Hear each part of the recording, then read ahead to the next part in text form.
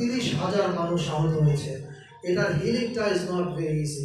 এবং অনেক পরিবার, আমি তো এই দুটা পরিবারের কথা বলি, এরকম অজস্র পরিবারের গল্প জানি আমি, যে যাদের পরিবারের অবস্থা এখন সত্যি খুব খারাপ।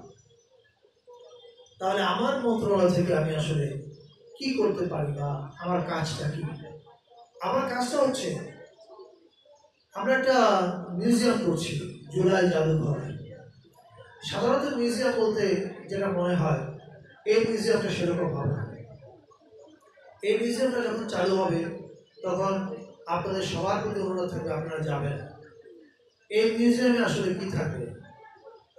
এই মিউজিয়ামে থাকবে হচ্ছে যে বেদনার গল্পগুলো আমরা শুনলাম এখন আমাদের দুজনের কাছে। এই মিউজিয়ামে যারাই যাবেন তারা এই বেদনার ভিতর দিয়ে ভ্রমণ করবেন। এবং আমার বিশ্বাস, মিউজিয়াম দেখা শেষ করে যখন দর্শক বের হয়ে আসবেন, উনি হাঁটতে পারবেন না, ওনার পা ভার হয়ে যাবে। এখন এবং আমি ওনাদের দুজনের কথা শুনে আমার পা ভার হয়ে গেছে, এবং মানে it's not easy to carry.